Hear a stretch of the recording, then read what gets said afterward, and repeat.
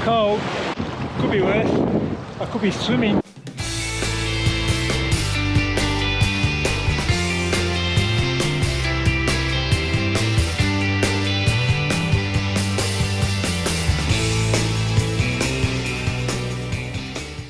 Hi, today's Monday. It's the first day of a 3-week training block leading into my first 5k time trial. It's also the first day they've eased the restrictions, so we can now train for up to 2 hours a day. So to take advantage of this, I'm about to head out on a long run. My last long run was over 7 weeks ago now, so I'm not going to go straight back to 2 hours. I'll start with 80 minutes and slowly build it back up. So I'll check back in after the run. Finished my run, 83 minutes, a bit slower on the way back than I went out. Now I'm going to try some cold water recovery. This is not going to be pleasant. It's cold. Oh. Could be worse. I could be swimming. Oh yeah, it's cold. Oh. I reckon that's about far enough. So, 10 minutes, if I can last that long. Oh. You can see there in the distance, they're the hills that I can't make to for my hill repeats. It'd be so bad if we didn't have the waves. Level 2 triathlon coaching course at the Australian Institute of Sport in Canberra a couple of years ago. And the sports scientists there, they like this cold water treatment, although their recommendation was to stand as deep up to my neck, claiming that the actual water pressure itself is just as good as the cold. So obviously the deeper you go, the higher the pressure.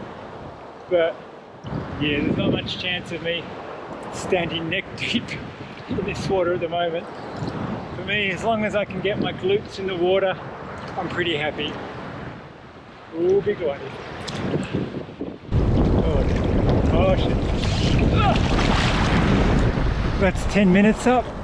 It's actually nice after your body goes numb. Wave. So, time to head back.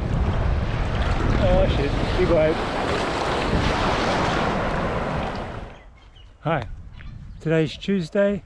After yesterday's long run, today's session will just be a really easy recovery run, probably about 3 or 4 kilometers. Tomorrow I'll be looking to do hill repeats, so I'll head over to the other side of the wetlands and run up and down the footbridge over the freeway. That'll be my first hill session for the season, so let's see how the legs hold out after that. Yesterday I did the hill repeats on the footbridge over the freeway. Because the hills were a lot shorter than what I would usually run on, I made it more into a Kenyan Hills type run, sort of a hilly fartlek. So the recoveries were kept at a reasonable pace. In fact, whatever speed I ran up the hill, I maintained that speed for the flat and downhill. Obviously less effort because I'm not running uphill, but for about 20 minutes I was able to keep my heart rate in zone 4, so I think that was a really good session.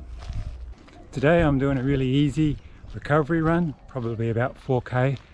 I'm actually running on the suburban streets that I'm going to do my 5k time trial on, because the athletics tracks aren't available at the moment. This is also where I'm going to do tomorrow's session, which is a 5k test set. I was given this session by Dan Atkins. He's the head coach for Triathlon Australia, and he recommends this when getting prepared for a 5k time trial. The session itself is designed for an athletics track, but I'll be doing it on these streets here, and because I like to use landmarks to signal the start and stop of each effort, my distances won't be exact, but they'll be close. So for instance, the first effort will probably be closer to 1.5 than 1.6k, but I think the essence of the session will be very similar. The biggest thing I want to get out of tomorrow's session will be actually getting an idea of what pace I should be targeting for the 5K time trial. Hopefully all goes well, and I'll report back on Saturday.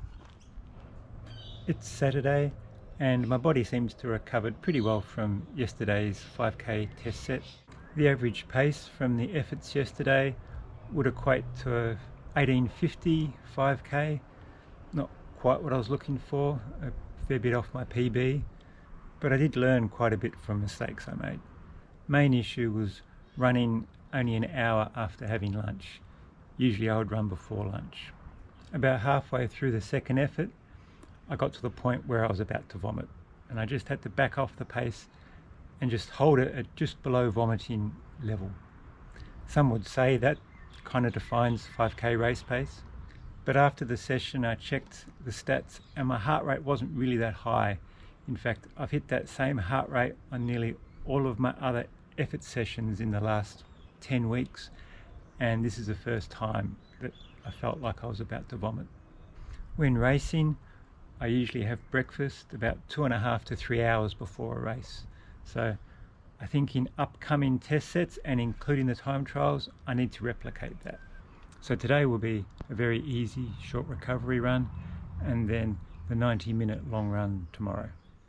Long run done, 89 minutes, negative split by 1 minute. I did another cold water recovery session in the bay. The conditions were worse than Monday. Got some good footage of the kite surfers, but the audio was terrible. You couldn't hear anything above the wind. I'll put an outline of the week's running sessions on the screen. Simple week, 2 sessions with intensity, 2 aerobic runs, and the rest just easy recovery runs. Total run mileage was 62 kilometres or 40 miles. Not much for a pure runner, but a pretty solid week for me. However, excluding the strength and conditioning sessions, that's less than 6 hours of exercising for the week. When training for triathlon, I'm typically doing 10 hours a week. My big weeks are 15 hours. 6 hours by itself is just not going to give me the same fitness. With that in mind, I'm going to start scheduling some cycling sessions into my week. Not no Zwift races or anything intensive, just nice, easy aerobic level runs. I want to increase that training volume, but I don't want it impacting my running. At the end of the video, I'll put a link to the early quality sessions I did, which got me in shape for this current block of training. I'll also put a link to the video where I search for alternative locations to do my hill repeats. If you enjoyed the video, please hit like and subscribe. It really helps the channel. See ya.